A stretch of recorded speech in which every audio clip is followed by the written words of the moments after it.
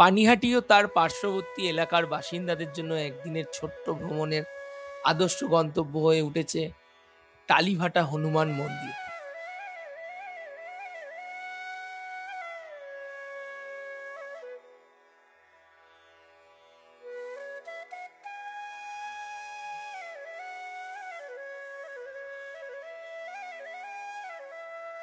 পানিহাটি থেকে অল্প দূরত্বেই অবস্থিত এই সুন্দর মন্দিরটি ২০২২ সালে ২রা ফেব্রুয়ারি জনসাধারণের জন্য উন্মুক্ত হয়।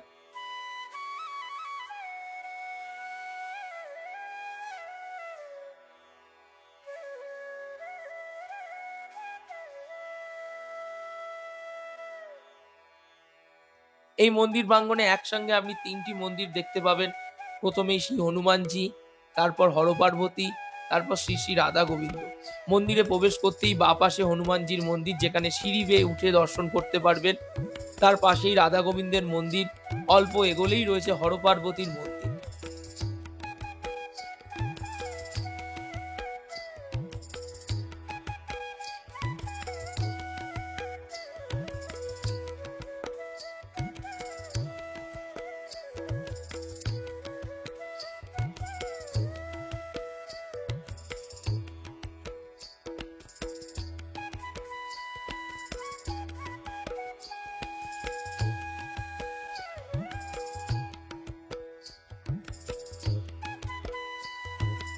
পাশে রয়েছে একটা বড় পুষ্করিণী এবং চারপাশের ফুলের গাছ ও দেবদেবীর বিগ্রহে সাজানো শান্ত মনোরম পরিবেশ। এই মন্দিরে এলে এক বিশেষ আবহ তৈরি হয়। আলোকসজ্জা, শঙ্খধ্বনি, ঘণ্টার আওয়াজ ও ধূপধুনোর গন্ধে মন্দির প্রাঙ্গণ ভরে ওঠে।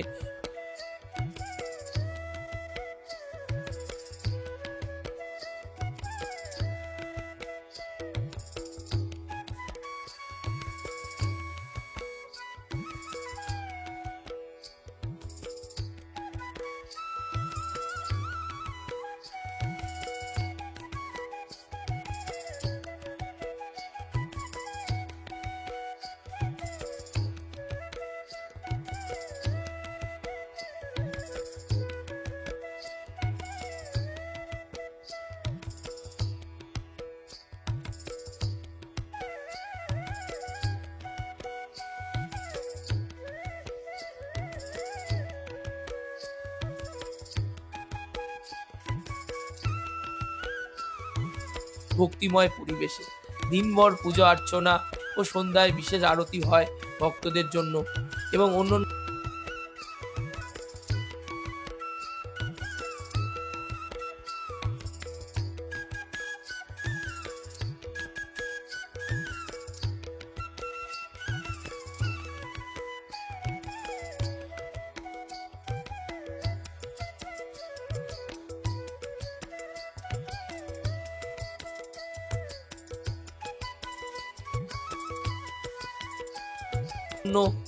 আধ্যাত্মিক অভিজ্ঞতাও এনে দেয় এই মন্দিরে।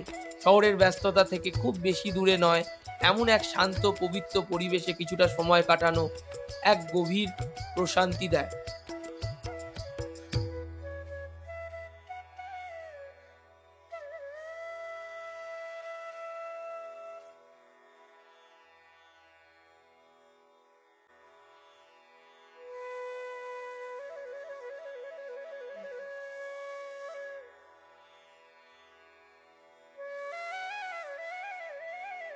পানিহাটি থেকে এই মন্দিরে পৌঁছানো কিন্তু খুব অত্যন্ত সহজ। সোদপুর স্টেশন বা বিটি রোড থেকে অটো করে চলে আসুন মুড়াগাছার মোড়। সেখান থেকে পায়ে হেঁটে বা টোটো করে পৌঁছে যান মন্দির।